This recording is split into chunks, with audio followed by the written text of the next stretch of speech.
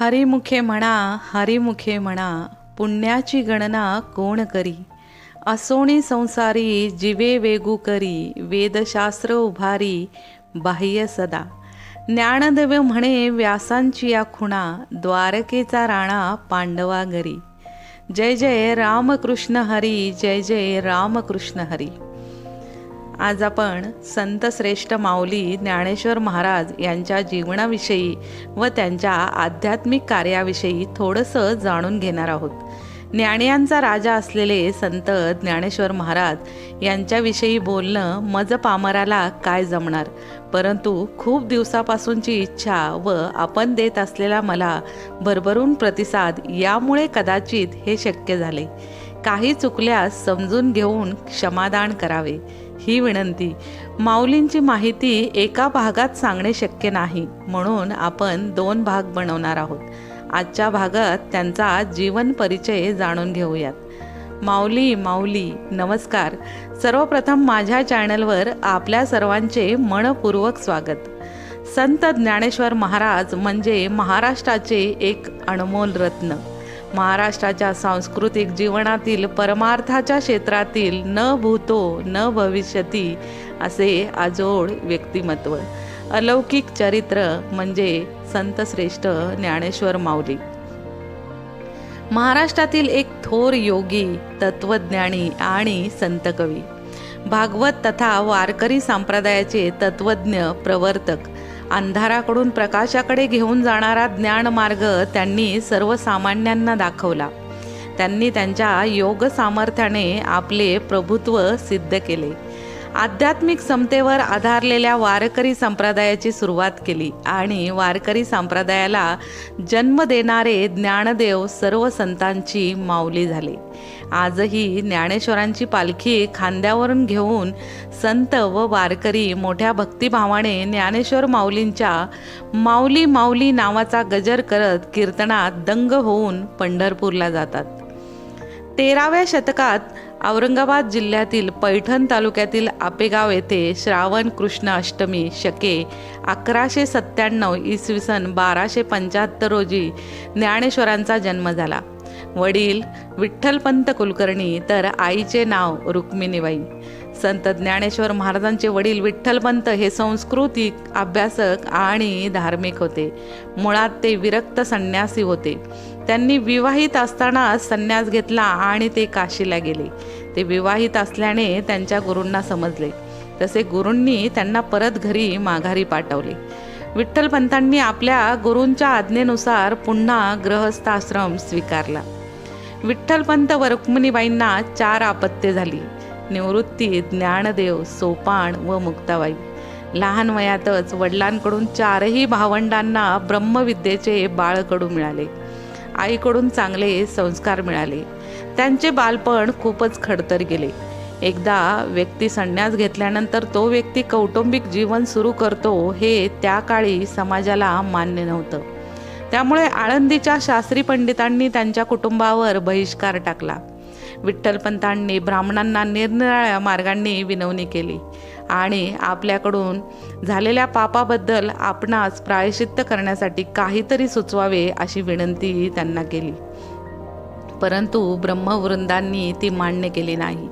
ब्राह्मणामधील रूढीवादी शास्त्र व परंपरा या गोष्टी हे सर्व मान्य करण्यास तयार नव्हते. शेवटी त्यांनी सर्व धार्मिक पुस्तकांचा उल्लेख केला आणि ते म्हणाले, जर विठ्ठलपंत तुम्ही केलेल्या महान पापापासून तुम्हाला मुक्ती झाली असे वाटत असेल तर तुम्ही आणि तुमची पत्नी रुक्मिणीबाई यांनी आपल्या प्राणाची आहुती म्हणजेच देहांत प्रायश्चित्त केले पाहिजे. विठ्ठलपंत व रुक्मिणीबाई गावापासून दूर झोपडी बांधून राहू लागले. विठ्ठलपंत व रुक्मिणीबाई मुलांसह एकदा त्र्यंबकेश्वरला गेले. वाटेत ब्रह्मगिरीला प्रदक्षिणा घालताना निवृत्ती आणि अख्ख्या कुटुंबाची चुकामुक झाली. निवृत्तीनाथ 7 दिवस तेथेच ब्रह्मगिरी पर्वतावर गहिनीनाथाच्या गुहेत तपश्चर्या करत राहिले. तेथेच त्यांना ज्ञानरूपी सिद्धी प्राप्त झाली. पुढे त्यांची भावंडांची भेट झाल्यानंतर निवृत्तीनाथांनी त्यांना मिळालेली सर्व ज्ञान ज्ञानेश्वरांना दिले. त्याचवेळी ज्ञानेश्वरांनी निवृत्तीनाथांना आपले गुरु केले. संन्यासाची मुले असे म्हणत त्यांच्याच समाजातील लोक अतिशय निष्ठुरपणे त्यांची हेटाळणी करत असत. त्यांची केलेली विटंबना, उपेक्षा, हाल विठ्ठलपंत रुक्मिणीबाई यांना सहन झाले नाही. आपल्यामुळे मुलांना हे सर्व भोगावे लागत आहे म्हणून त्यांनी प्रायश्चित्त घेतले आणि इंद्रायणीच्या डोहात जलसमाधी घेतली. त्यांना वाटले आपल्या मृत्यूनंतर तरी मुलांना ब्राह्मण समाजात स्थान मिळेल, परंतु तसे काही घडले नाही. आपल्या आईवडिलांच्या मृत्यूमुळे खचलेल्या निवृत्तीनाथांनी मोठ्या धाडसाने 2 लहान भाऊ व छोट्या बहिणीचे सांत्वन केले. आपल्या वडिलांच्या इतर नातेवाईकांकडून कमीत कमी आपल्याला आधार तरी मिळावा म्हणून आपेगावला गेले, परंतु सर्व नातेवाईकांनी या बेघर आणि निर्जन अनाथांसाठी त्यांचे दरवाजे कायमचे बंद केले होते. त्यानंतर ही भावंडे परत आळंदीला आली. येथे आल्यावर समाज त्यांना स्वीकारेल असे त्यांना वाटले होते, परंतु तसेही काही झाले नाही. उलट त्यांना अन्न आणि पाणी यासारख्या मूलभूत गोष्टीही नाकारण्यात आल्या. पुढे ही भावंडे शुद्धीपत्र मिळवण्यासाठी पैठणला गेली. तेथे ब्रह्मसभेत प्रार्थना करूनही त्यांना शुद्धीपत्र मिळाले नाही. संन्यासाची मुले म्हणून कुत्सित नजरेने लोक त्यांच्याकडे पाहू लागले. तुमच्या मुंजीस धर्मशास्त्राची परवानगी नाही असे शेवटी त्यांना सांगण्यात आले. धर्माचे ठेकेदार पुढे असेही म्हणाले की ब्रह्मचार्याचे आचरण करा, संसार वाढवू नका, परमेश्वराची भक्ती करा, यामुळे तुमचे पाप काहीसे नाहीसे होऊन तुम्हास मुक्ती मिळेल. ब्रह्मसभेची आज्ञा त्यांनी निमूटपणे मान्य केली. पैठणच्या धर्मसभेतून बाहेर पडल्यानंतर त्यांना एकाने विचारले, तुझे नाव काय रे? ज्ञानेश्वर शांतपणे म्हणाले, ज्ञानदेव.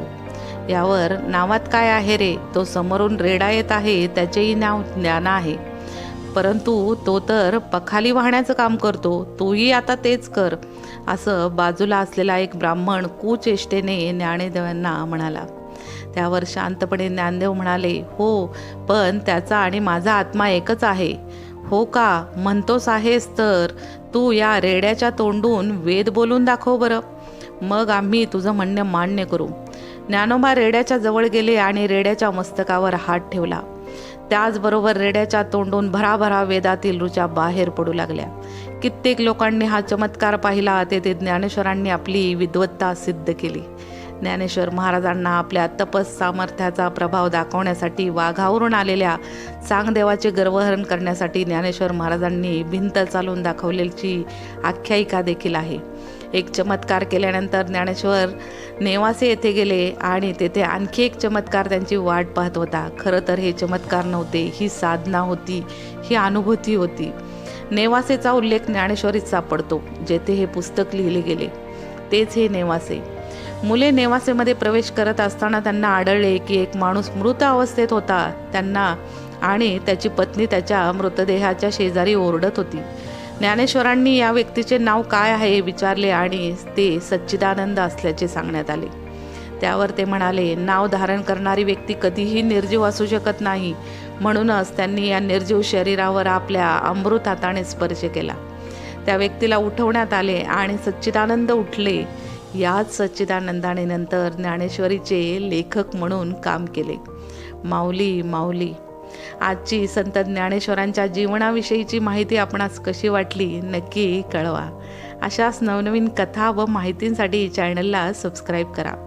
उद्याच्या भागात आपण ज्ञानेश्वर माऊलींच्या आध्यात्मिक कार्याविषयी थोडंसं जाणून घेणार आहोत. तोपर्यंत धन्यवाद.